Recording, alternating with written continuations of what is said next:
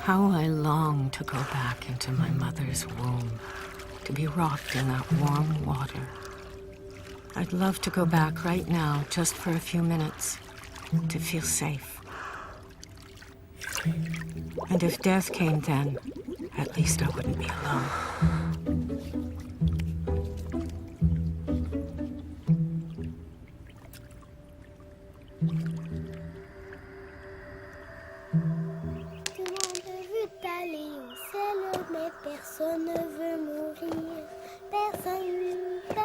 Death has haunted me since childhood. My religion taught me that if I died in a state of mortal sin, I'd go to hell. But if God loved me as much as they say he did, any time I was in a state of grace, he might swoop down and take me up to heaven with him. What could I do to escape death? So when I was 7, I made the deal of my life. Please, God, let me live until I'm 20, and I'll never make Mommy sad ever again. And now I'm 60. Closer to death than ever. So I figured maybe it's time to take a look at death. God or no God, I need to deal with death. La mort est déprimée. La mort, elle n'existe plus. Mal aimée, la mort. Tabou, la mort. La mort, elle n'a plus de nom. Comme on dit à cette heure, son chien est décédé. Parce que voyez-vous, les chiens, aujourd'hui, ils ne meurent plus. Les chiens décèdent. Même les piles, les batteries décèdent. Pauvre mort. Elle, pourtant, jadis, si grande, si tant belle, si sexée même, la faucheuse, la mariée du soir, l'ultime amante du dernier jour de la pleine existence, celle qu'on attendait pour le baiser des baisers. Ben non, tout se perd, puis elle n'est plus rien. De l'amour-passion gothique, romantique, le grand départ pour l'au-delà est passé à la pipe de ruelle. Ça fait que, écrasée dans le fond d'un trou et demi où ce qu'elle voit plus personne, la mort regarde la télévision d'un œil éteint.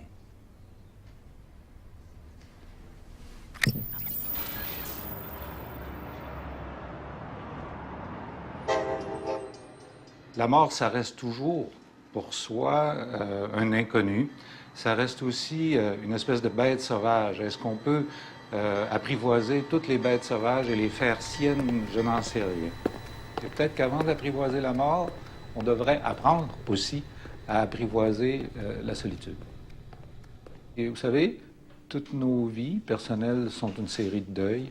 À partir du moment où on quitte le ventre de sa mère, on est déjà en deuil de ce bien-être-là. Et puis après ça, on quitte le sein pour la bouteille, puis on quitte la bouteille pour d'autres choses. Et puis après ça, on quitte sa mère pour aller à l'école ou à la garderie. Et ça finit plus. On se sépare toute notre vie. Et à la grande fin, bien, c'est la grande séparation finale. Et est-ce qu'il y a quelque chose après, vous allez me demander? Je ne le sais pas. Puis en plus, c'est que s'il n'y a rien, bien, je ne le saurai jamais. Il y a autant de variantes, il y a autant de livres, et il y a autant de recettes, il y a autant de chemins qu'il y a de personnes différentes. C'est ça qui fait la beauté de l'intérêt que nous portons aussi, pour moi en tout cas, à cette affaire-là, c'est de voir tellement de variations sur ce thème connu de la mort qui nous guette tout le monde. C'est assez curieux comment ça arrive, parce qu'au fond, il n'y a rien de spectaculaire là-dedans. Absolument rien. Là. Soyons honnêtes. Je dirais même, au risque de déplaire, que c'est assez banal. Ça bouge, ça respire, ça bat, et tout à coup, ça arrête, et c'est fini. Ce qui était une personne devient, tout d'un coup, d'une seconde à l'autre, un cadavre. Et c'est ça qui rend la chose difficile aussi pour les familles, c'est de penser que ce qui était tout à l'heure ma sœur, mon frère ou mon épouse, devient tout à coup un paquet d'organes, un cadavre, et que c'est une non-personne, parce que dans le cœur de ces gens-là qui restent, c'est encore une personne. Mais l'événement lui-même, la seconde où ça se passe, curieusement, c'est assez banal. La mort, c'est tout ce qui vient avant, c'est toutes les séparations, les deuils, les renonciations, les protestations. C'est ça, la mort.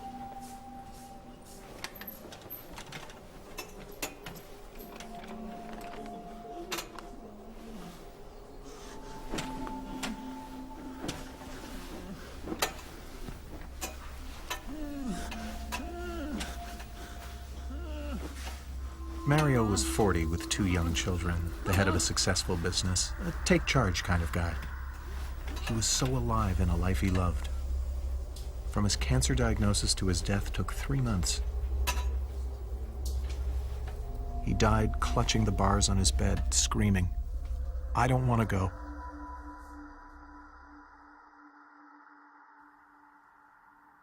That story really shook me up. I woke up crying that night. I cried and cried. I couldn't stop crying. It hurt so much.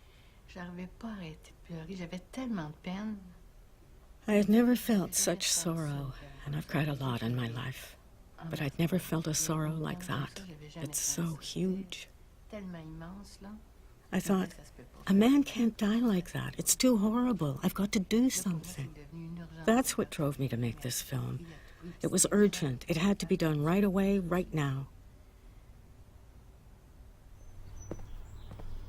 And I said, we've really got to talk about it. We've got to crack open the subject and talk about death. Just talk about it. It's no good ignoring it until all of a sudden it grabs you by the throat. That's crazy.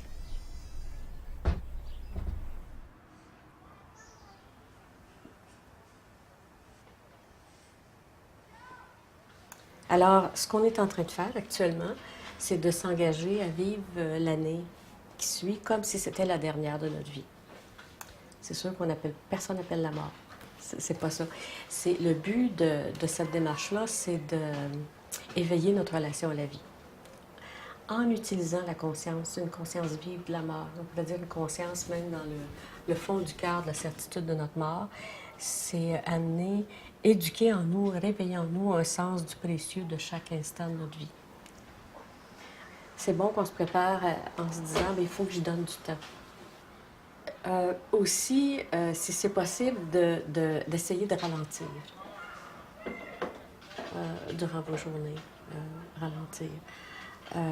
Faisant ça, ça va nous rendre plus en relation avec ce qu'on vit. La mort, c'est un irritant. Hein? C'est irritant, la mort. Et des fois, on dit même que c'est l'insulte suprême. Il y a des auteurs qui disent ça, l'insulte. C'est l'irritant suprême. Tu sais, on aimerait bien s'en passer, disons, si on pouvait. Mais ce qu'on va faire, c'est que tous les irritants, les moments d'irritation dans notre vie quotidienne, on va les utiliser comme rappel du fait qu'on est mortel. Le rappel de la mort. On va regarder comment on compose avec les irritations. Il va falloir que vous vous rappeliez de ça, là. Et puis, on se dit aussi, l'autre chose, essayez d'accueillir l'irritation. On ne peut pas penser vivre tout facile tout le temps, puis tout à coup devant la mort, vivre ça facilement. Il faut voir la vie comme un entraînement. Quoi que ce soit qui se passe, on l'inclut. On inclut. Ça va, ça? Alors, qu'est-ce que c'est mes idées concernant la mort? Est-ce que j'en ai? Est-ce que j'en ai pas? Est-ce que j'ai des attentes? Mais ce qu'on fait, c'est qu'on entreprend une démarche pour rencontrer ce qui est déjà là. Alors, est-ce que j'ai des idées face à la mort? Vous pouvez commencer à écrire un petit peu. Est-ce que c'est comme la fin des problèmes? Est-ce que c'est, tu sais? Puis quels sont mes espoirs? Puis quelles sont mes peurs? Si vous ne sentez rien, la même chose, accueillez le rien avec une attitude de respect, sans non plus essayer de le changer.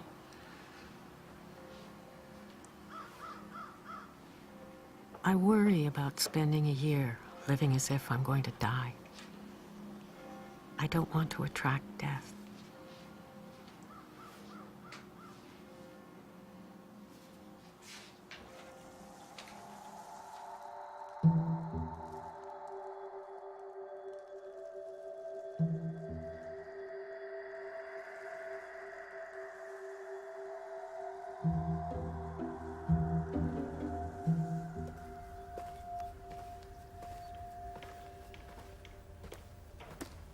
Quand on arrive devant la mort, ou on boude, ou on boude.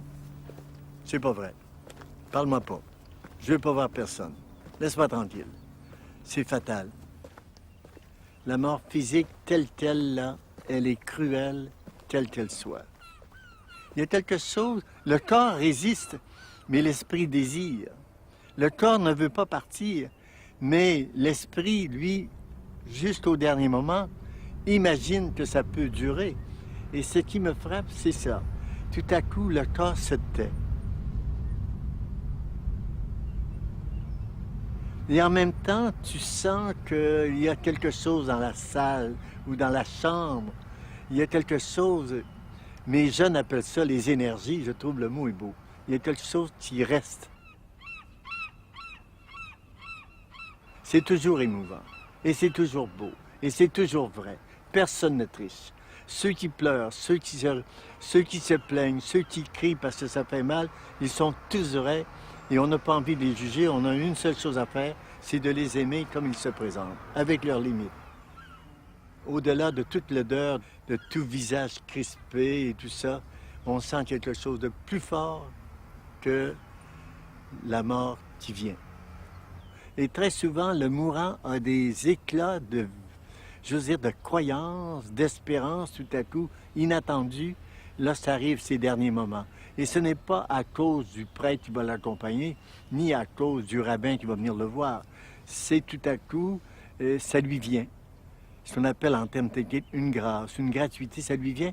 Il est capable tout à coup d'intégrer, d'accepter la mort avec tout ce qu'il y a de plus pénible en elle et de séparation possible. Étrange, c'est riche la mort.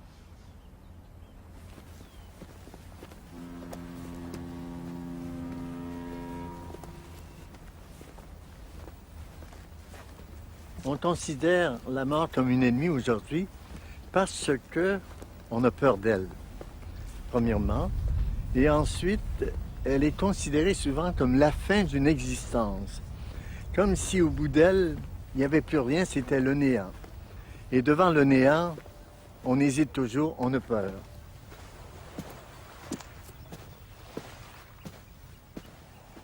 La plupart des gens que j'ai accompagnés, ils préfèrent mourir sans déranger les autres. Et il n'y a que ceux qui sont angoissés, inquiets de leur vie, qui semblent ne pas avoir été dignes tout le temps de leur vie et qui cultivent des scrupules. Ces gens-là ne veulent pas mourir seuls.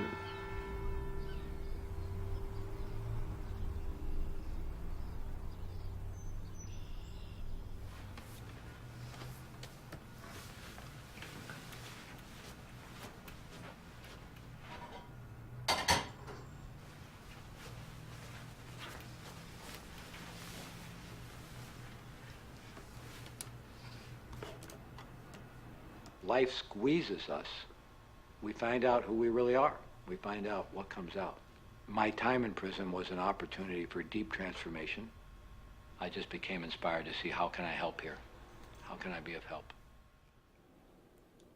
Probably the most difficult part of receiving a terminal diagnosis and facing the possibility of dying in prison, at least the way I experienced, what I learned from the men who were facing that, was the level of loss they were dealing with. It's been written about in scientific literature and referred to as social death. In other words, the person you were outside of prison, elements of that die, they fall away. You know, I don't think anyone hardly ever wants to die. But when you know that you're going to die in prison and that that's what people are going to remember, if you have a family, if you have children, you know, the final chapter of your life is so-and-so, he died in prison, or she died in prison. That's very hard to accept. Along with all that, which was very important, I think another very powerful thing that we did was just the fact that we were bearing witness to their life. So I would listen to their stories, and I would get to know the whole story of their life, usually. Because prisoners have a kind of radar about who they can trust. And these prisoners who were dying, facing a terminal illness, they were in a very kind of desperate, isolated situation. So they would meet their hospice volunteer and they would check you out and very quickly decide if they could trust you or not. And once they decided they could trust you, they would bring you in very close. We became like family members, usually. Previous to that, people were just dying in prison unnoticed. Nobody heard their stories, nobody paying attention to them. They were just in a room. Maybe their family got to see them or not, and they died. And they were put in a bag and you know, sent off. And sometimes buried in an unmarked grave in a poor people's prison cemetery or in a prison cemetery.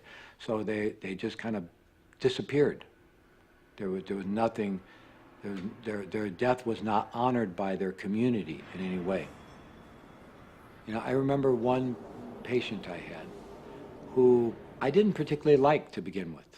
I remember the first time I was introduced to him, I went up and sat with him, and he was telling me all these stories about things he'd done and his attitudes, and I almost wondered if he was testing me because he was presenting himself in such a negative way, kind of a hateful way. And I certainly wasn't attracted or felt like becoming friends with this person. In fact, every day I would go up to visit him, I kind of, you know, resisted it, or I was uncomfortable, you know, but I would do it because I was his hospice volunteer. And one time I was there and I came up and I found that he had been left soiled in his diaper for a long time, which we often found. And sometimes I'd be so angry because the nursing staff had not changed somebody's diaper and they'd been in their own wet feces or urine for hours. And, you know, I'd want to go yell at the nursing staff, but I couldn't do that. If I did that, they'd put me in the hole and I would no longer be a volunteer. So what good would that do? And so I just started cleaning him up. I got it off and cleaned him up. I took all the sheets off from under him. And suddenly I just felt this flow of unconditional love coming out of me going towards him. There's something about his situation was drawing that from me. And there was no logic to it because I didn't particularly like him. But suddenly I felt, you know, that unconditional love was just flowing from me. And from that day on, I always had a tremendous sense of joy in visiting him. And he didn't change. He was the same person, you know. But there was something about that intimate caregiving that brings out, you know, the best in us as human beings.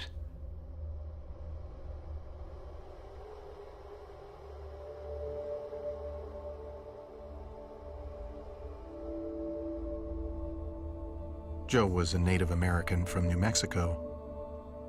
He was used to living in the wild, so he knew that animals would go off by themselves to hide when it was time to die, and he practiced his death in the penitentiary's sweat lodge. I couldn't be there with him during his final ceremony, but I know that he died peacefully in the prison hospital.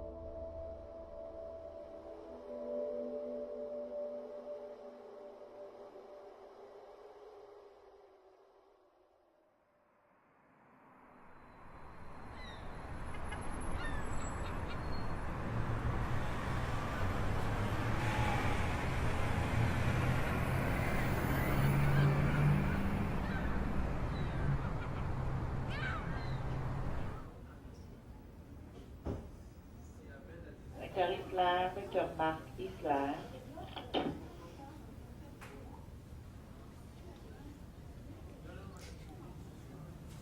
Je trouve que c'est une affaire d'accompagner le monde, puis d'être de l'autre côté de la barrière.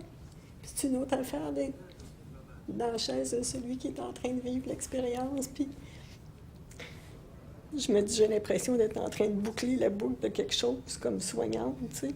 Je dis, j'ai tellement accompagné le monde longtemps, pendant 15 ans, à accompagner des gens qui étaient en train de mourir, à apprendre par eux autres. Ils m'ont enseigné, c'est sûrement pas les livres qui m'ont enseigné ça.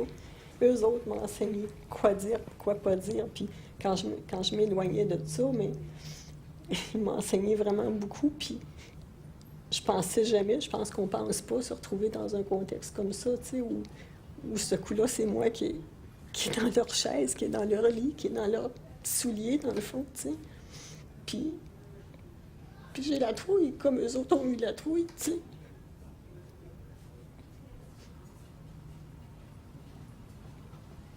sais. c'est bizarre parce que je vis l'enfer de la médaille de ce que j'ai vécu. J'ai goûté à la mort dans des moments d'extase. C'est bizarre de dire ça après ce que je viens de raconter.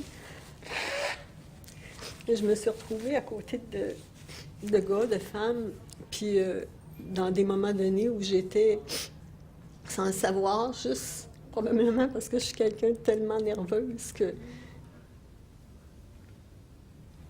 quelque chose intuitivement m'aidait à les calmer et à les apaiser.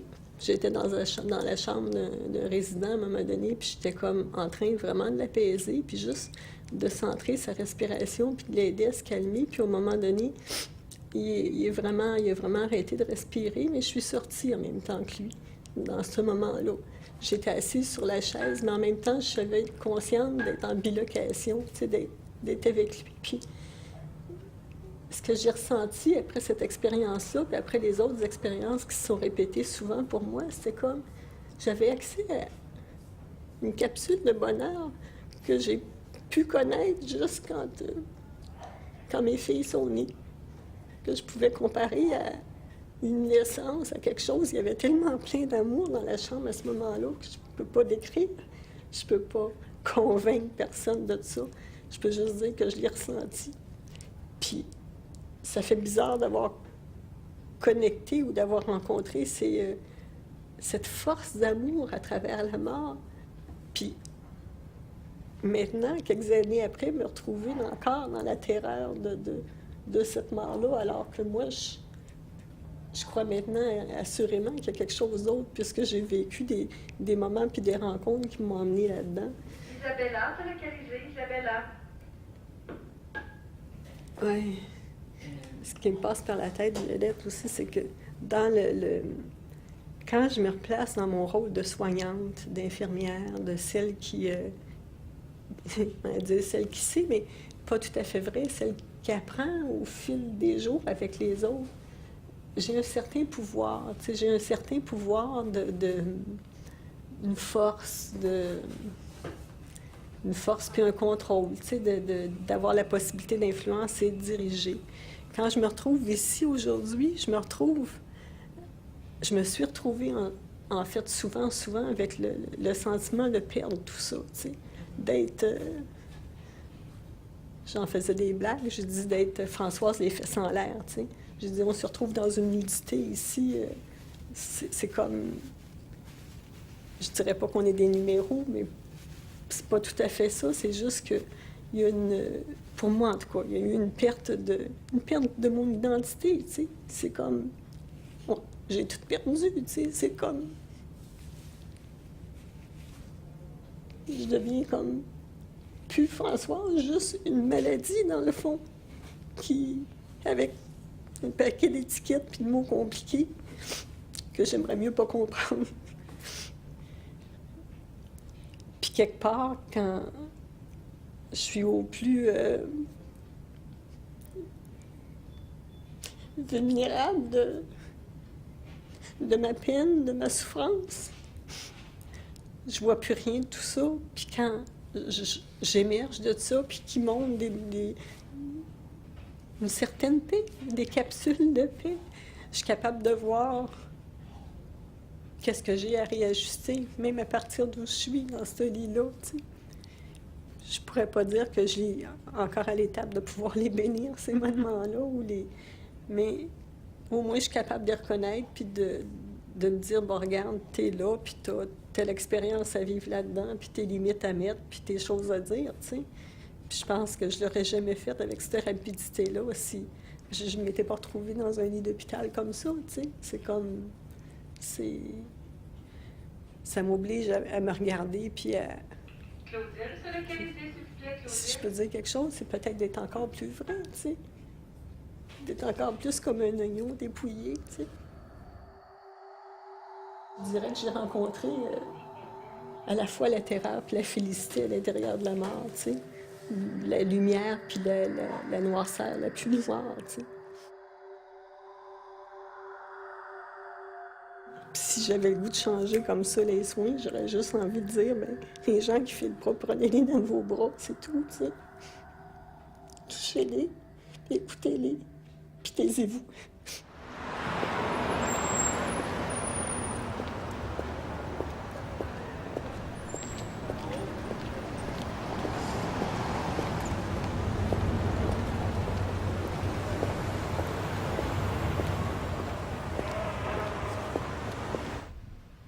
Il y a des choses que je ne saurais pas, que je ne saurais jamais parce qu'on n'a jamais parlé de la mort. On n'a jamais regardé en face l'alternative de la mort. Ça aurait été une trahison. Ça aurait été trahir un espoir de guérison. Je ne sais pas par quel phénomène, moi, je n'ai pas jamais anticipé. J'ai jamais pensé elle va mourir. J'ai jamais pensé, une semaine après sa mort, qu'est-ce que ça va être. Aux soins palliatifs, j'avais demandé à une infirmière, est-ce qu'il y a déjà quelqu'un qui est sorti vivant des soins palliatifs? Elle m'avait pas dit non. Alors, je me disais, ouais, mais moi, je croyais au miracle encore. Je dis, s'il y en a une qui sort, ça serait elle. Mais c'était pas ça, son destin. C'était pas... Puis elle qui avait accompagné des gens en fin de vie pendant 11 ans, je dirais quelques jours avant la fin, je lui ai dit à un moment où elle avait les yeux fermés, je suis sûr qu'elle m'entendait, je lui ai dit, écoute, c'est toi la spécialiste, là. Pendant 11 ans, elle a, je sais pas combien de personnes sont mortes dans ses bras, tu sais. J'ai dit, moi, j'ai jamais vécu ça, il va falloir que tu m'aides. Et puis, ça s'est tellement déroulé d'une façon facile et, je peux quasiment dire, magnifique. Alors, elle m'a aidé. Mais elle avait peur de la mort, c'était terrible. Jusqu'à 3-4 jours avant. Est-ce que tu sais qu'est-ce qui lui faisait le plus peur dans la mort? Elle voulait vivre. Ouais. C'est juste dans la vie qu'on réalise qu'on est. Puis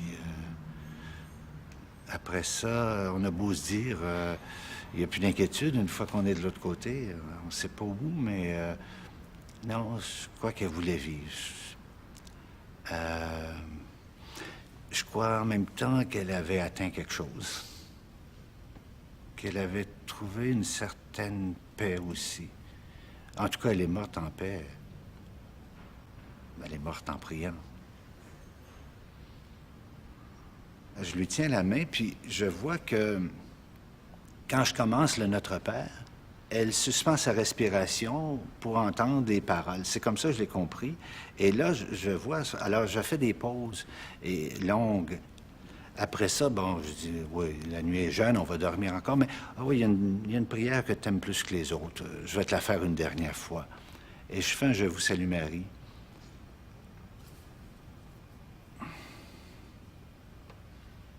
Tu sais, ça dit dans le « Je vous salue Marie », priez pour nous maintenant et à l'heure de notre mort. Ainsi soit-il. Et là, je lui tiens la main, puis elle respire pas. Puis je sais ce qui se passe, mais je ne peux pas dire « Françoise, respire ». Je pense dans ma tête, elle est peut-être en apnée. Puis je sais que c'est pas ça. Alors, il n'y a aucun souffle, aucune... Il n'y a rien qui se passe. Une douceur. Moi, je disais, parti sur les ailes d'un ange. Ta jupe courte, ton souffle court, de te rattraper, moi, l'air indifférent. Non, je t'écoute parler du chien sans laisse, de ce que tu as fait hier, de ta mère. Je m'intéresse parce que c'est toi, parce que c'est le chemin pour te toucher. Que d'ardeur, l'amour. Tu t'abandonnes et mes bras gonflent de fierté. On a 15 ans dans notre cinquantaine avancée.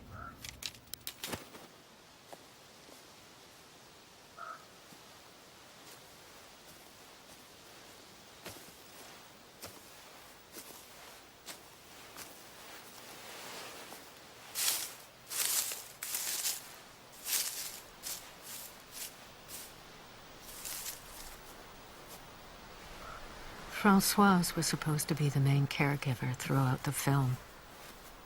Her dying really shook me up. Then it was my brother, Germain. I was with him when he died. He was taking long, deep breaths. It was hard for him. He would stop and suddenly start up again. I felt as if he was getting ready to launch himself into death. It's strange, but there was something beautiful in his way of dying. And at one point, I started to be afraid that I was going to die. It was all too much. I was researching the film, and meanwhile, people I was close to were dying. I became anxious. I ended up at emergency more than once. My body was reacting. My head was trying to calm me down, but my body was reacting. It was instinctive. And then a doctor spoke to me and asked what I did for a living. And I told him I was making a documentary about death. He burst out laughing. He was howling with laughter. His face was red. And he said, "Find another subject." Then I burst out laughing too, and I said, well, maybe I could try. Maybe there's a more festive way of dealing with death.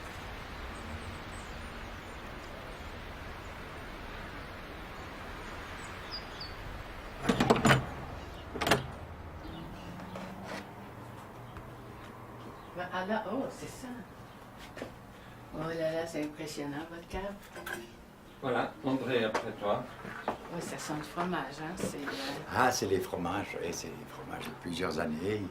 Mais ici, votre cave, là, vous avez des choses particulières là, avec vos tonneaux. Là. Vous avez un rituel particulier. Alors ça, c'est vraiment spécifique au Val d'Aniviers. Vous voyez, ça, c'est un tonneau de 1786, hein, avec la particularité d'avoir encore les cercles en bois. Tous les autres ont les cercles en métal, ça veut dire début du 19e. Hein. Tandis ça, c'est les anciens, et ça, c'est quelque chose d'extraordinaire. Si vous prenez, parce qu'alors, en plus de ça, on n'a pas de bouteille. On a le, vous voyez, si vous prenez la robe de ce vin, il est extraordinaire. C'est parce qu'il est vieux. Oui. Alors, ça, c'est le vin du glacier, c'est le vin de mon enterrement. Mes enfants prendront ce vin-là dans la chane respective que l'on a là, et on apporte la chane à la maison communale où tout le monde boit du vin du tonneau, c'est-à-dire de ce vin du glacier qui est particulier. Juste, si je peux dire une chose, hein, ici en Aniviers aujourd'hui, André Mély reste assez exceptionnel. Pourquoi? Parce qu'au fond, de notre génération, il est quelqu'un qui a décidé de continuer la tradition. Cette tradition, c'est qu'au fond, pour la génération de nos parents, ceux d'André comme les miens étaient de 1897, hein, donc encore pour leur génération, il y a dans la vallée presque pas de cérémonie de baptême, aucune cérémonie de mariage, mais le jour du mariage, les personnes mettaient dans leur cave, ce que vous avez ici, du vin pour leur propre enterrement et des fromages pour leur propre enterrement. Cette cave réunit la vigne et la vache. C'est la synthèse de nos deux mamelles, la vigne et la vache. Célia, qu'est-ce que ça te fait d'avoir ton fromage?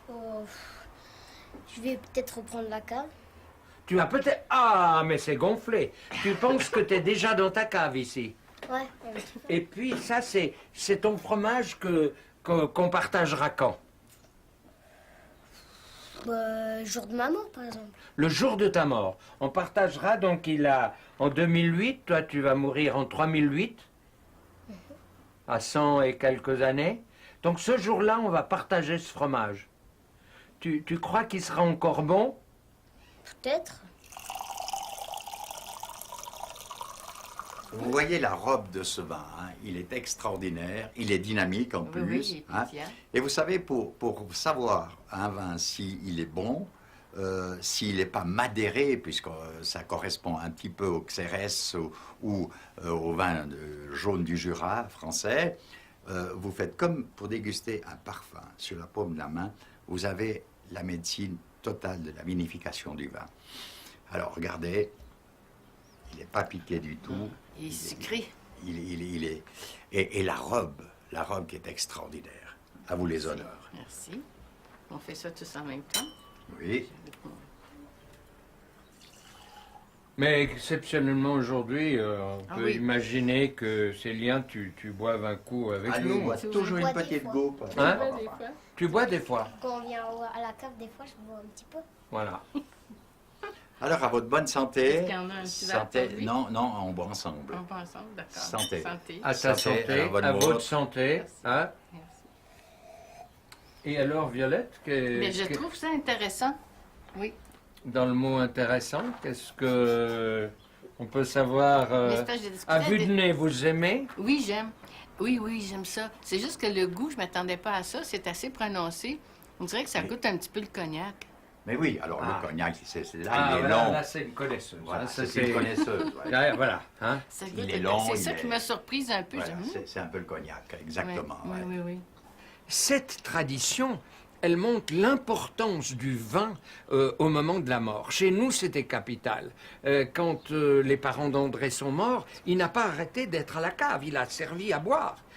Quand mes parents sont morts, je n'ai pas arrêté d'être à la cave. On a servi à boire. Et plus anciennement jusqu'au début du XXe, le cercueil était amené ouvert sur la place du village avec une branche de vendange pleine de vin et on passait mettre on buvait un coup à la santé du mort et avant de fermer le cercueil, on lui mettait un bout de fromage, du pain et du vin et un peigne pour qu'il soit correct là-bas. Il y a une signification là derrière. Cette signification, à mon sens, est la suivante, c'est qu'au fond, la mort, quand elle vient, elle menace la communauté humaine. Elle dissout. Et au fond, il n'y a rien de mieux que le repas pour reformer la communauté des vivants face à la mort. À la bonne tienne. Hein, à la bonne tienne, et en trinquant avec tes amis, je te dirai au-dedans de moi, André, tu peux partir en paix et nous, on va continuer à se péter joyeusement autour de ton vin. Mais j'ai une petite question. Là, maintenant, là. Oui. Madame la mort, elle entre ici. Tu sais que pour nous, c'est plutôt une femme. Hein? Ouais. Puis elle dit, André, t'as le choix, je te prends. Tout de suite. Ouais. Qu'est-ce que tu lui réponds? Eh bien, malheureusement, je peux rien faire, parce que c'est la rançon logique de l'être humain. Je peux absolument rien faire. Et puis je dis, eh bien, merde, moi j'ai eu dans ma vie une vie extraordinaire. Je crois avoir rendu les gens heureux, la famille et tous les amis. Eh bien, si je dois pas partir, je pars et je signe et je paye le transport. Et moi, je suis là, hein, quand la mort vient, je suppose. Là. Ouais. Je suis là et je te dis, tu sais, j'ai failli être curé. Je dis, André, aimerais-tu faire une toute dernière confession? Je dois venir. À l'ex-curé, est-ce que tu voudrais faire une dernière confession? Moi, la confession, c'est pas à la dernière minute qu'on fait les affaires. Dans la vie, il y a des comptes à rendre avant la confession finale. Et tu as tout rendu tous tes comptes? Moi, j'ai tout rendu les comptes. Moi, je pense que le bon Dieu, hein, sans quoi je pense qu'il y en a un, sous une forme, il me doit beaucoup de choses. C'est gonflé, mais c'est bien.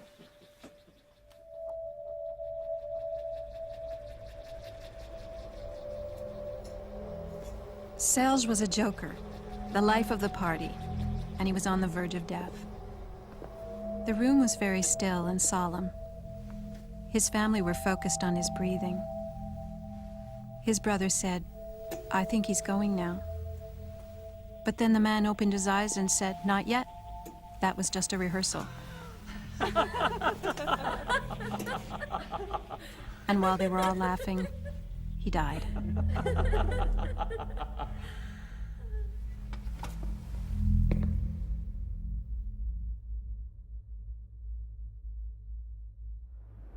À quoi ça sert, la mort?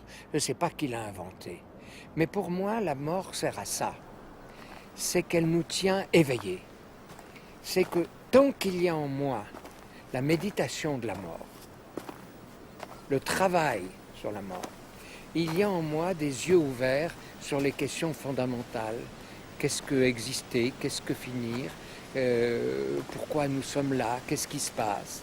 Est-ce qu'il y a quelque chose après? Si tout mon boulot ne réussit pas, d'abord pour moi-même et ensuite pour les autres, à poser cette question ouverte, j'ai perdu.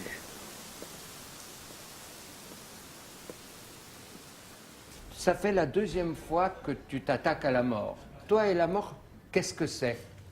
Est-ce que j'ose te demander de venir près de moi et de témoigner C'est un de... peu cérémonial, mais... Permets-moi de te dire, qu'est-ce qu'on a à foutre de... Voilà. Qu'est-ce qu'on a à foutre de la mort?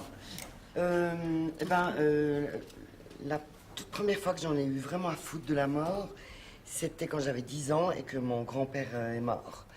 Et que je n'y ai strictement rien compris. Quelque part, ça a dû me travailler. La deuxième fois, j'ai eu une maladie extrêmement grave et j'ai vraiment failli passer. Et ce qui m'a le plus surpris... Ouh là là, je vais me mettre à pleurer. Mais tu peux. On est là pour ça, aussi. Ce qui m'a le plus étonné, c'est que je me sentais dans un sablier, que les bords de ce sablier étaient lisses, que je n'arrivais pas à m'accrocher au bord et que je filais irrémédiablement dans le trou du sablier et que j'allais vers la mort. Je le savais quelque part. Et ce qui m'a énormément surprise, c'est que je ne me suis pas révoltée. Après chaque café mortel, je rentre chez moi, comme disait Claudel, le cœur lourd et inquiet, et je me dis, Bernard, est-ce que face à toi-même et face aux autres, tu as aujourd'hui permis un peu plus à ce que s'exprime la plainte consolatrice? C'est très bien. Mais est-ce qu'on a fait un pas de plus vers la question du non-sens de la mort? La mort n'a pas... La mort, c'est le non-sens. Vous le prenez au sens le plus positif. C'est-à-dire que toutes nos certitudes sont levées, volent en éclats. Il n'y a plus que de l'interrogation. C'est à ça que ça sert, la mort. Alors, si nous supprimons ça, et parfois j'ai l'impression qu'en Occident, on est en train de liquider nos derniers comptes avec cette question fondamentale. Si nous faisons ça, nous avons été les fossoyeurs de la mort et nous sommes indignes d'elle. Sans savoir rien de ce passage qui va se faire lorsqu'on vous fermera les yeux, je pense qu'il est l'épreuve décisive de notre vie. Je vois les choses comme ça. Nous passons notre vie à tisser et écrire le roman de nous-mêmes. Notre mémoire nous aide à ça. Je crois que le dernier chapitre, le plus important qui nous échappe, c'est notre mort. Je la vois, je la perçois, je la pressens comme étant de l'ordre d'un sacrifice ultime, redoutable et terrible, une épreuve décisive. Comment, pourquoi, là le mystère est total. Alors, oui, j'ai peur. Et plus je fais ce boulot, plus j'ai peur.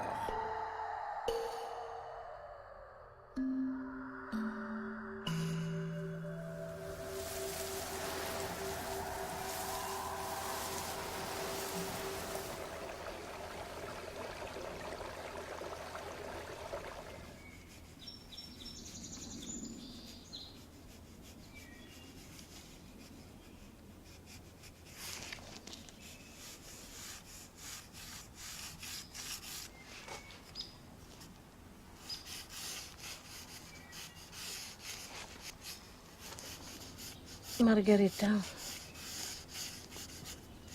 avant qu'elle m'a invité de faire son masque, c'est elle qui m'a enlevé la peur des morts. Je ne dis pas la peur de ma propre mort, mais des morts en général. Oui. Parce qu'elle est morte quand même à 97 ans. Et je n'ai pas hésité, je suis allée tout de suite. Et quand je suis partie, puisque je l'avais déjà modelé et dessiné plusieurs fois, il y a quelque chose en dedans de moi qui dit « apporte du matériel, peut-être tu peux faire un masque ». J'ai apporté mon cahier de dessin et du bandage de plâtre dans mon sac à dos. Et je suis montée dans des petits chemins de vignes où se trouvait le cimetière et la petite chapelle dans laquelle elle était exposée. Et moi, avec la grande clé, je suis rentrée, j'étais seule avec elle. Et j'avais peur. Mon cœur battait plus fort, je le voyais. Et je commençais à faire des dessins. Et après ça, je sentais que c'est comme si elle me disait « Ton travail n'est pas fini avec moi. Touche-moi. » Ça, c'est le négatif. Ça, c'est la partie que j'ai mis sur son visage. Oui. Puis ça, ici, c'est elle aussi? Oui, ça, c'était des... ça, vraiment, ça, c'était une de ses attitudes qu'elle avait quand elle était assise dans sa chambre. Est-ce qu'il y a un rapport avec la mort dans ton art? Je dirais que c'est peut-être plutôt les visages intérieurs qui veulent sortir. Et intérieur est très proche de la mort, quelque part. Et dès le moment que tu fermes les yeux, c'est déjà un petit peu apprendre à mourir, parce que tu regardes à l'intérieur et tu vas te reconnecter avec quelque chose en dedans de toi qui appartient à cette autre fréquence, qui appartient à cette fréquence invisible, que j'aimerais... mon entraînement est plutôt comment je peux les mener ensemble, autant la fréquence intérieure qu'extérieure. Mais ça a rapport au spirituel que tu parles. Oui, mais ça a rapport aussi la capacité de rester en contact à la fois autant avec l'un qu'avec l'autre, qui est pour moi un lien direct d'apprendre à mourir. On aurait peut-être moins peur de mourir si je suis déjà apprivoisée de cette fréquence qui est en dedans de moi, qui est moi aussi. Mais toi, Horta, ta mort, tu la vois comment? Quand je pense à la mort, je m'imagine que ça pourrait être un dernier soupir très soulageant. C'est comme quand je relaxe.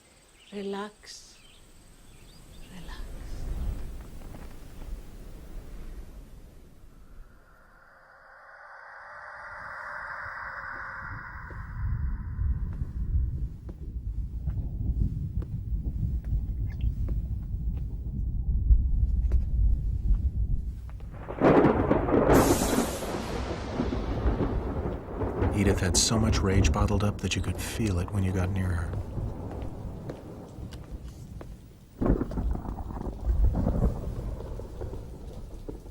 At 4 a.m., the day she died, she went into a coma just as a violent storm burst.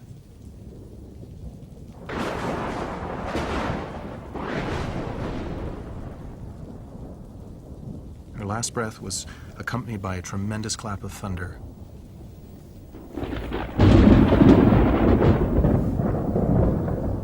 It's as if the storm had given voice to her anger.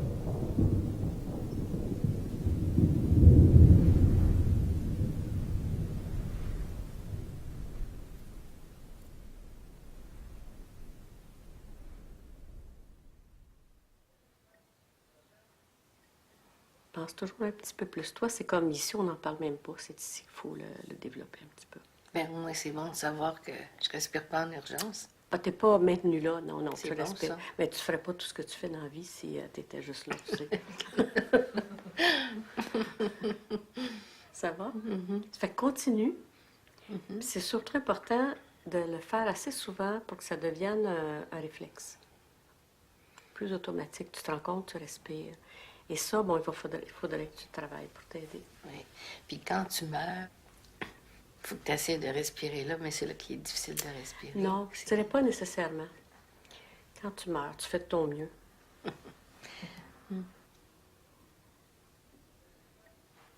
Vu qu'on se prépare à mourir, souvent, les personnes, au moment de la mort, certaines personnes ne parviennent pas à mourir. Ça s'étire, ça s'étire, ça s'étire.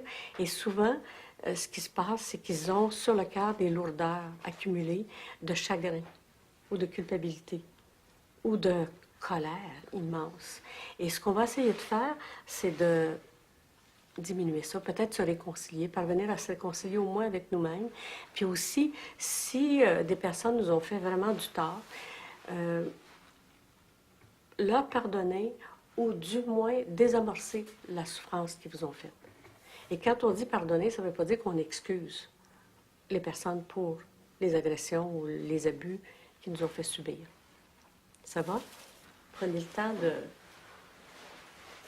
de créer une situation comme ça, que vous trouvez un lieu même. Vous pouvez vous inventer un lieu autre qu'ici, dans la nature ou où vous voulez. Une pièce imaginaire. Et vous êtes avec vous-même et vous savez que vous vous préparez à mourir. Et puis vous voulez mourir le cœur en paix. Le cœur calme. Puis il y a un petit cheminement à faire pour arriver là.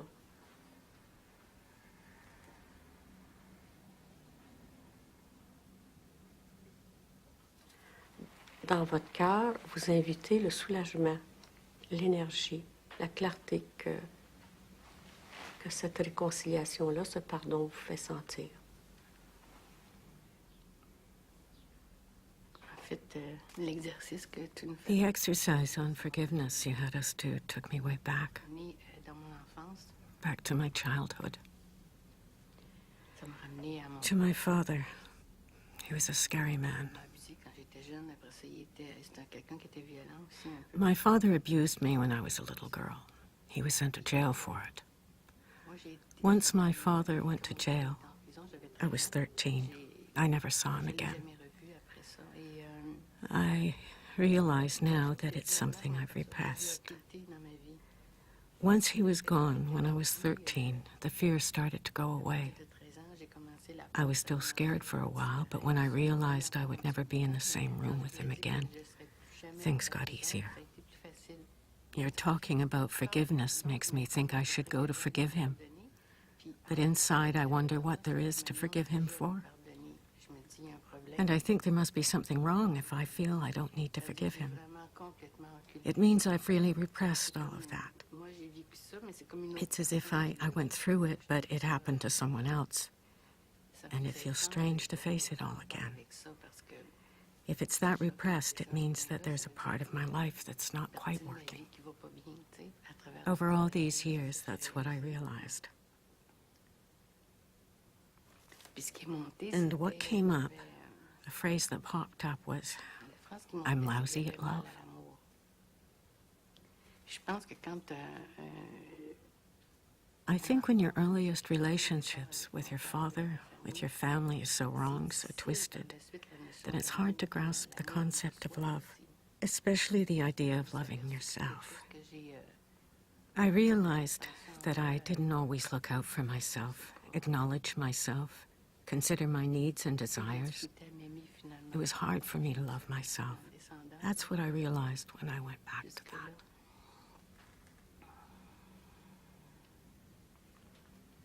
Puis au-delà de ça, ce que je And I think what's even harder is forgiving yourself. c'est de se pardonner à soi-même. That's the hardest thing for me. Je trouve que c'est ça. My father's gone. He's not here anymore. Puis là, il est parti, il est ailleurs. But I'm here, living my life, and I'm responsible for this life. Alors, quand je la So when I don't take on my life, when I'm not careful to love myself first, it doesn't work. c'est quelque chose de No one else can live my life. je peux la vivre ma vie. I'm it. Tu sais, puis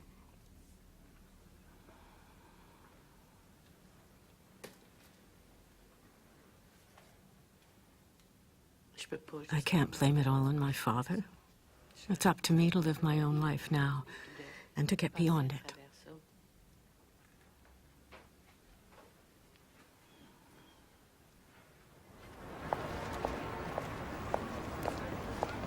Tomorrow I'm going to Bordeaux jail to meet a hospice chaplain.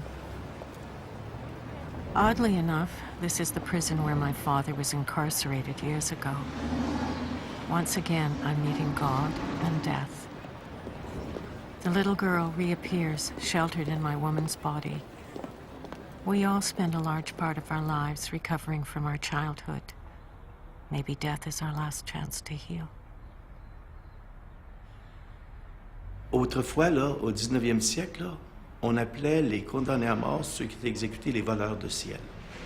Ils étaient tellement bien préparés, ils ne voulaient pas s'en aller au pénitencier, ils auraient voulu mourir.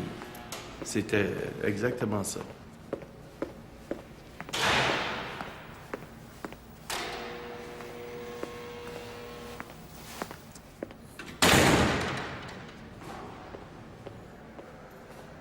Pour moi, l'accompagnement des mourants, ça me pose toujours grande question.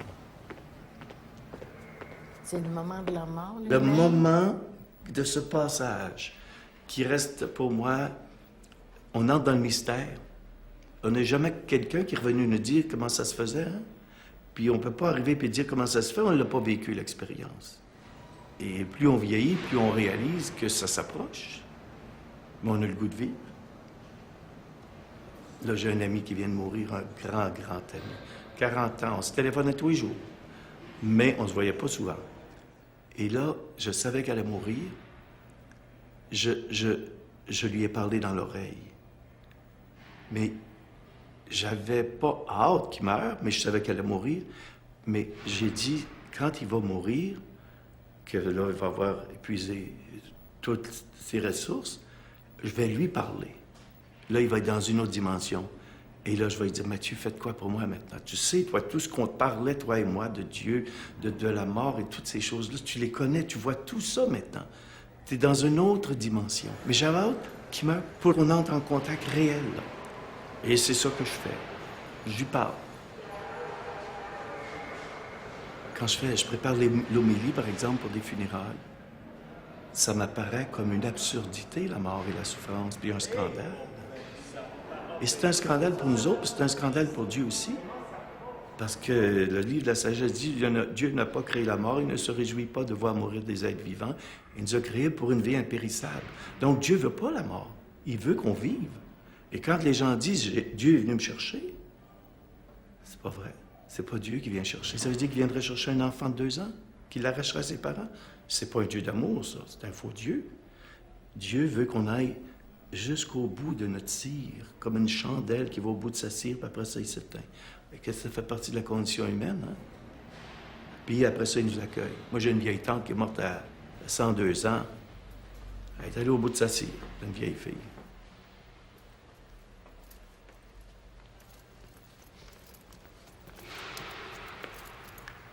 Ça serait quoi votre plus belle mort, vous? Mon Dieu, c'est curieux. Moi, je voudrais pas mourir subitement.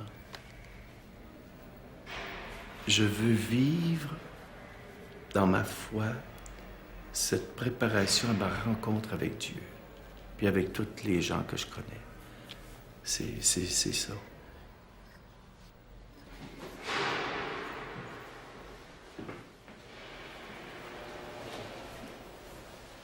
Est-ce que c'est quelque chose que vous avez peur, rendu au dernier moment, de perdre la foi? Dieu est fidèle. Je ne crois pas qu'il me laisserait tomber. À ce moment-là, c'est quoi qui vous fait peur? Le mystère, l'inconnu. Il est fait de quoi, le mystère? Le mystère est fait de ce que je ne sais pas après. Dieu, je ne l'ai pas vu non plus. Je ne l'ai pas vu, Dieu. Mais je sais que c'est l'amour total. Moi, savez-vous comment j'expliquais ça aux gars dans mes homélies ici? C'est les gars, le ciel, là, pour qu'ils comprennent vraiment ce que c'est. J'ai le ciel, les gars, là. Imaginez-vous, là, vous êtes en train de faire l'amour. C'est un orgasme éternel. Un orgasme éternel. Quand on est en amour, l'orgasme, on pense mourir. Mais c'est l'orgasme éternel, le bonheur total. Là, ça peut les faire comprendre un petit peu. Il y a d'autres, je n'irais pas dire ça aux carmélites. Non. Gilbert Cesbron disait «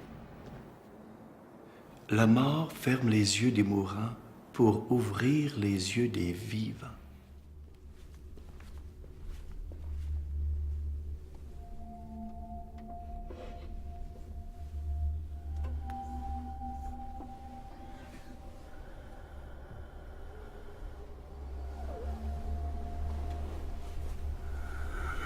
Norbert was a missionary. When he arrived at the hospice, he was nearly gone. While I was getting him settled in a bed, he locked eyes with me, gazing deep into my eyes. deeper than I'd ever experienced. We stayed like that for 10 minutes. I was the mother at his side, helping him pass. A man who'd lived without women his entire life. He died with his eyes open, gazing deeply into mine. It was like meeting God. Something happened between us that words can't explain.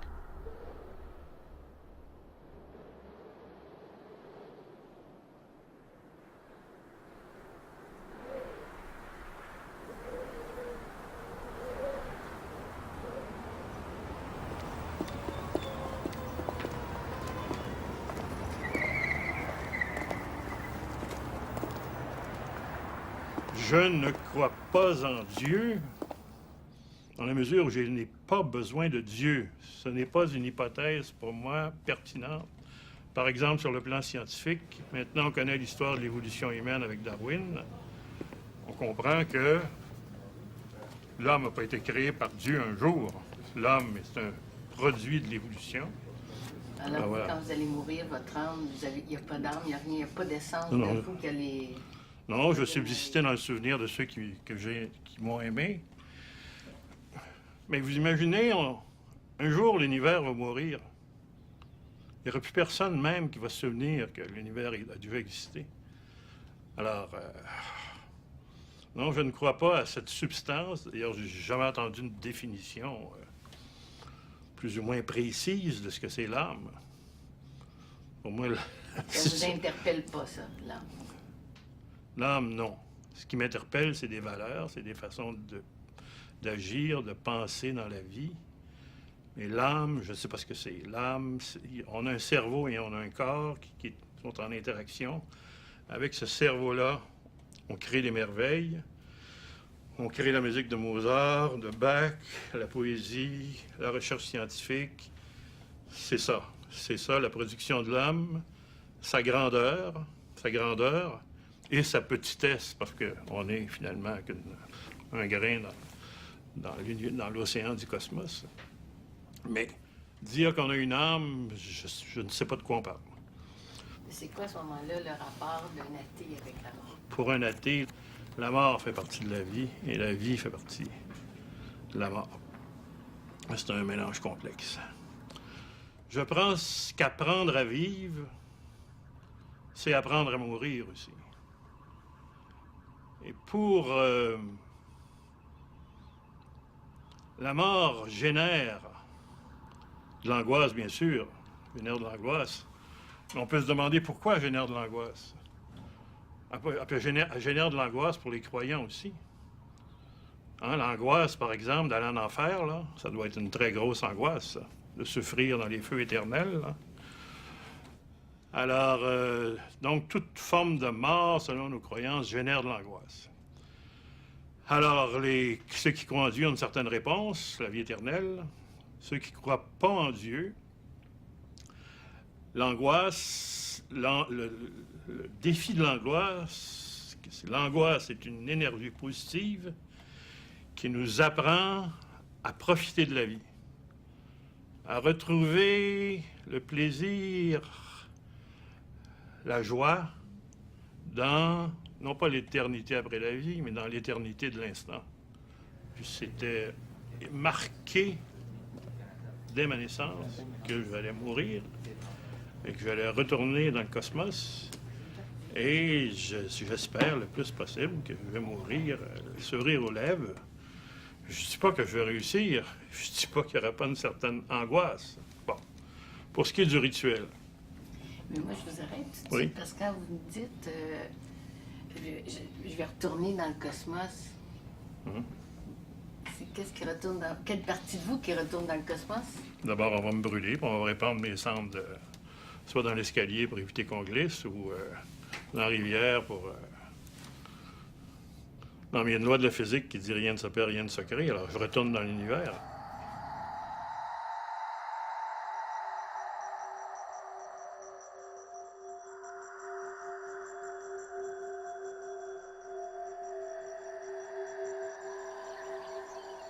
I'd like to go back to a time when I believed that faith could move mountains. Here in Spain, in the province of Galicia, There's a special event every July. Buoyed by their faith, people outface death by lying in coffins, which are carried in a religious procession. Could I do that?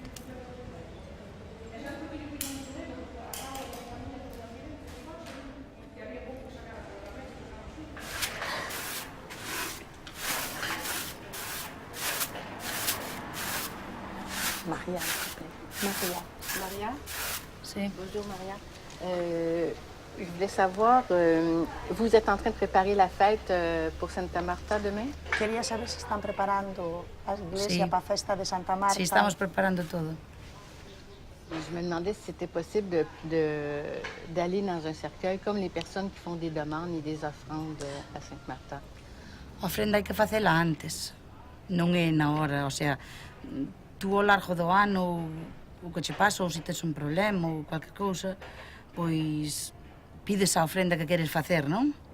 Entón fala a ofrenda e despois vela cumplir neste día se podes ou no ano que ven a seguir, pero bueno, neste día. Mais il y a pas des gens d'ailleurs qui viennent aussi pour faire ça ici? Que hai xente da fora tamén que ven. Muchísima. E iso como se une? A fe. Si le curé accepterait que j'aille dans le cercueil, qu'est-ce qui se passerait? Bueno, eu son unha idea que comparto unha idea, por exemplo, como a do párroco, de que se non é de sacrificio, prepaganda non. In the end, I didn't get permission to go in the coffin. Thank God. The priest didn't object, but Maria, the sacristan, made it clear that it wasn't going to happen. I didn't insist. I lit 2 votive candles and made my requests. Faith is so strong here that I feel myself uplifted.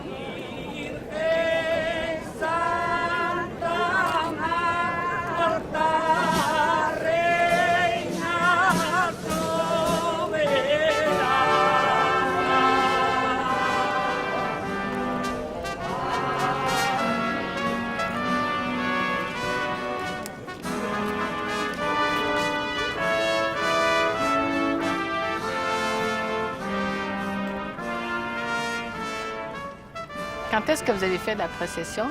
Puis de quelle manière vous avez participé à la procession? Bueno, participei porque me fixaron unha operación. Aquí en Galicia non había maneira de operarme. E foron a operar a Santander. Eu tiña o 75% de quedar mal, o 25% de quedar ben. Entonces, miña nai me ofreceu a imagen de Santa Marta que se viña andando, que tiña que ir dentro dun ataúd. E ao meu lado, como ela falleceu, tuvo que comparecer a unha hermana miña. Por eso eu teño moito cariño e todos os anos estou ali. Non hai palabras para explicar eso. Es moi duro. Es moi duro entrar en el ataúd. Moi fuerte. Es moi fuerte cuando uno ve que... como si fueras muerto. Para eso non hai palabras. Est-ce que vous avez eu peur? Sí, en principio al entrar sí. Lo normal es que casi no quería ni entrar. Casi me daban ganas de salir y no entrar, pero me apoyaron mucho los vecinos y yo tengo fe en la imagen y sabía que no me iba a pasar nada.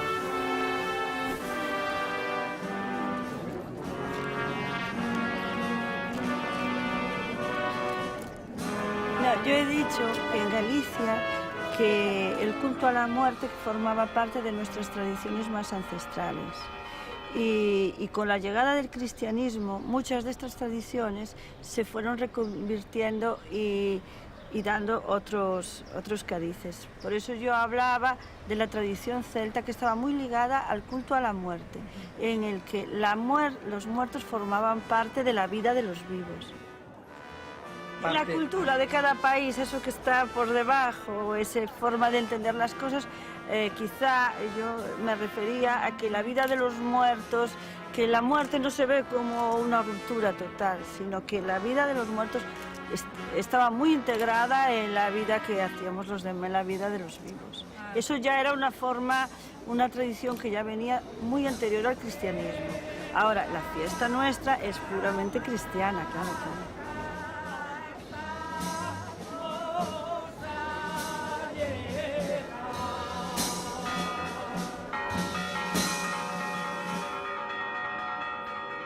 Comment ça s'est passé pour toi aujourd'hui dans le cercueil? Hoxe para min ir no ataúde pois foi algo que non podría explicar con palabras. Hai que vivilo, non se pode explicar. Est-ce que tu peux décrire un peu ces sentiments-là qui t'habitaient? O sentimento que eu tiña dentro pois era de pena, angustia, alegría, tiña moitos sentimentos mezclados. Est-ce que tu as pensé beaucoup à la mort pendant que tu étais dans le cercueil? Sí, eu pensaba na morte, pensaba que incluso eu podía morrer ali nese momento.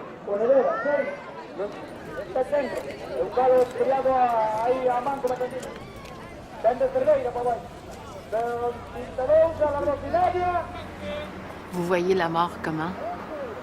Est-ce que ça va être aussi difficile d'aller dans la mort que ça a été d'embarquer dans le cercueil? No, porque sé que yo tengo que morirme cuando me mande el de arriba. Yo soy bastante creyente y en esa imagen tengo mucha fe. Porque morir nacemos una vez nacemos para nacer y otros para morir. Ni no hay más.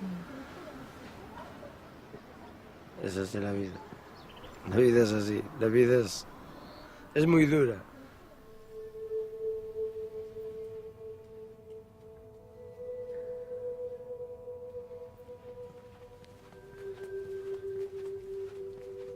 Robert was so afraid of dying that he didn't want to sleep. I said to his exhausted sister, "Don't worry, I'll look after him." I went into his room, held him close, and rocked him, telling him to close his eyes. Think of all the journeys you've been on.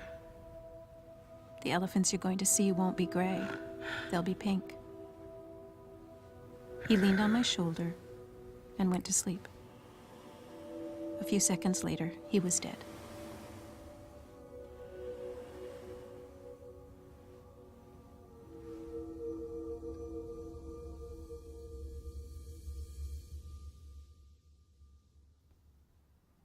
In Spain, I rediscovered the importance of rituals. Whether they're religious or pagan, they are times set apart that nourish our souls and support us in our humanity. Today, I'm going to die. Alors actuellement, bientôt on va brûler cette fiche-là qui est avec ton nom, ta naissance et la date d'aujourd'hui, et aussi le papier des leçons de vie que tu as apprises et qui représente ce à quoi tu veux mourir, que tu ne veux pas que ces aspects-là de ton expérience continuent à t'handicaper dans le futur. OK. Je commence par quoi? Par ça ou par ça? Par ça, en général. Mais comme tu veux. Comme tu veux. C'est peut-être mieux les handicaps. C'est comme tu veux. Oui, il me semble que j'aimerais mieux brûler mes handicaps avant de mourir. OK.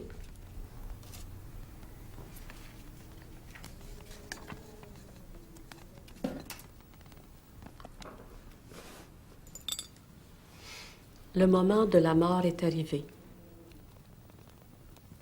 Le temps est venu pour toi de partir. Tu retournes à la maison. Ne t'attache pas à ton corps physique, à tes amis ou à tes parents. Ne t'attache pas à tes biens, à tes réalisations ou à tes projets. Tu ne peux rester ici plus longtemps.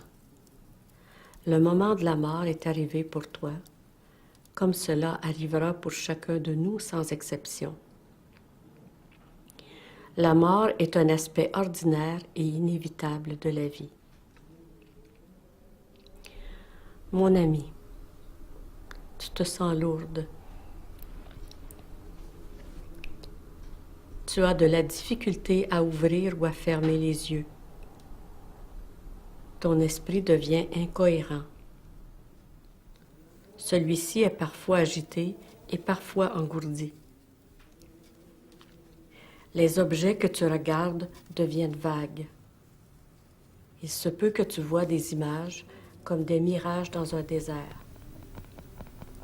L'élémentaire se dissout.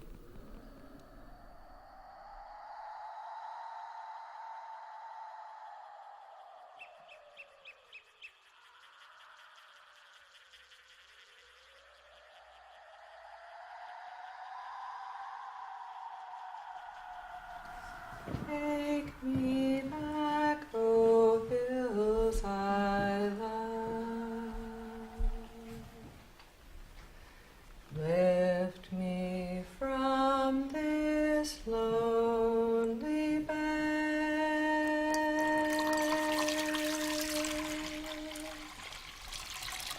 Light my way with stars above.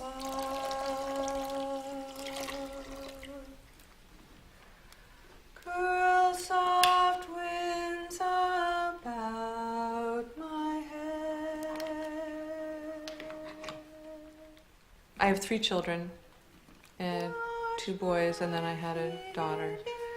And their father and I were separated, and they were spending the weekend with their father, and he was bringing them home to me on a Sunday night. And I was waiting for them to come home, and instead I got that every parent's nightmare phone call from the hospital saying there's been an accident and we're trying to revive your daughter. And so I got in my car and went up to Baltimore where the accident had occurred. She never regained consciousness. She was pronounced brain dead, you know, in the middle of the night.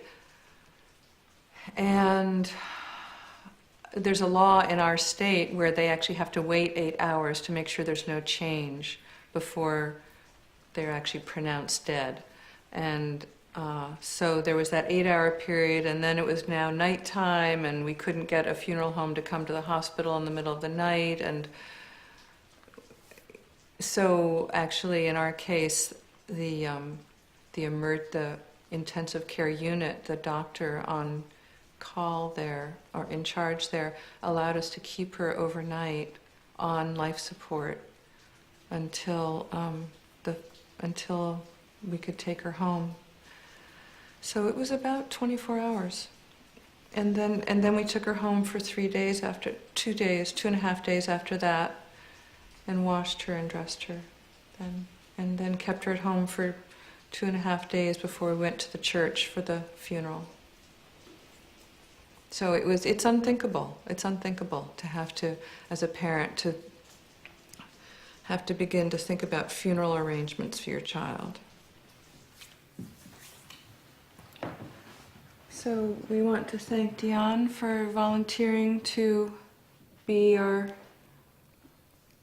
departed loved one today. She's very much alive, so don't be startled by how she may appear today.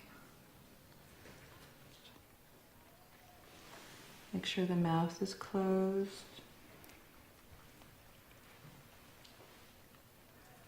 If I need help with that, I could use a scarf while I'm washing her, a scarf tied. I could put an eye bag over her eyes if they weren't staying shut.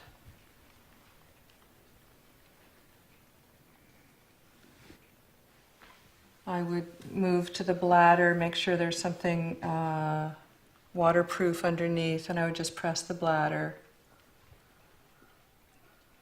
so that if there was any residual liquid, that it would come out then. So what I would like you all to do is to have the experience of washing her.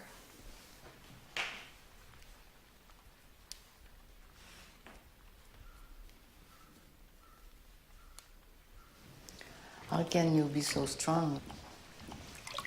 Well, You know, I'll honestly say that I think it's the love between my daughter and myself that keeps me strong. I actually had dreams before Allison left, of losing one of my children. And I thought to myself, I'll never survive this. I can't, you know. If this ever happens to me, give me a year worth of tranquilizers because I will never survive it. I'll never be able to be awake and conscious of this. And yet when this accident occurred, the last thing I wanted, I mean, I didn't want any wine. I didn't want to go to see a movie. I didn't want anything that was going to muddy my thinking or muddle my thinking at all. I just wanted to be present to her and what her needs were and what I had to do next and what she needed of me. So I'd say it's that that devotion and that connection and wanting to serve her.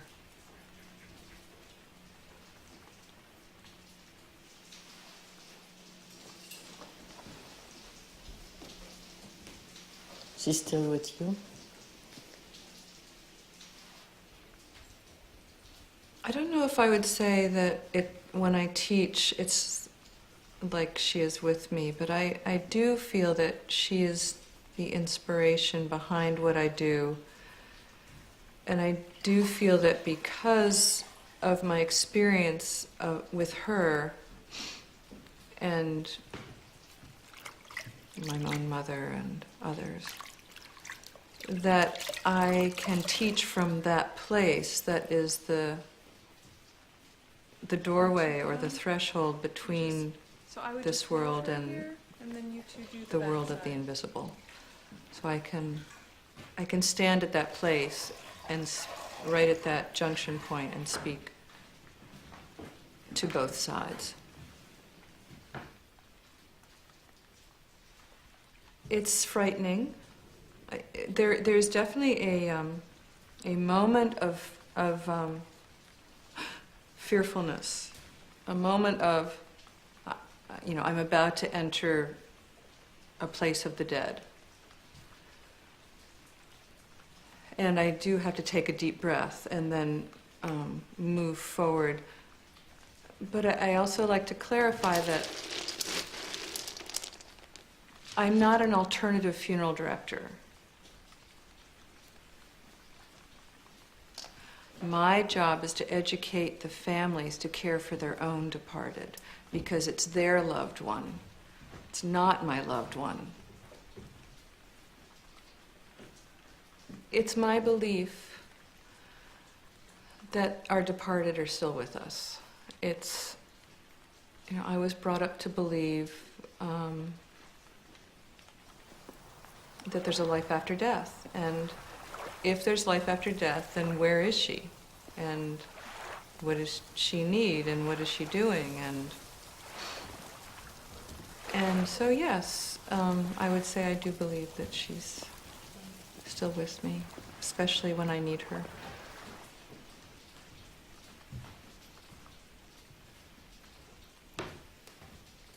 If you can choose your own death, what you will choose?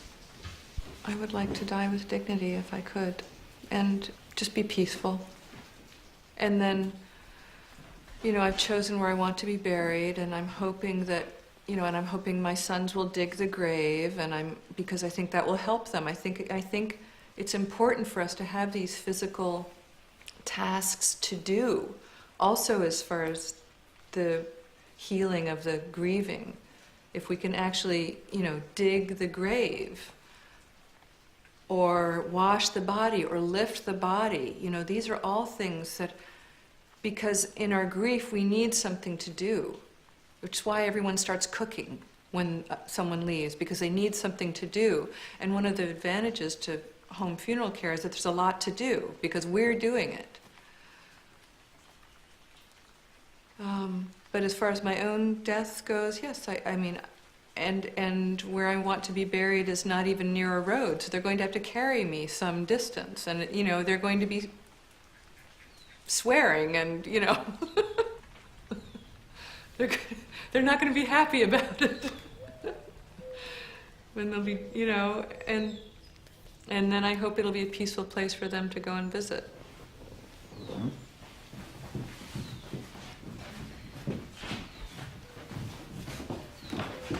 I hope I get a chance to say goodbye.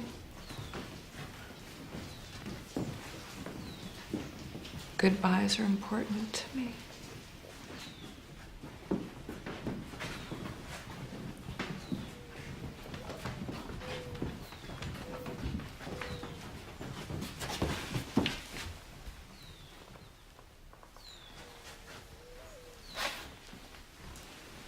After a long journey into the deepest parts of myself, I realized that the little girl who was afraid of dying has been replaced by a woman who is actually a little bit afraid of living. And now I really want to live.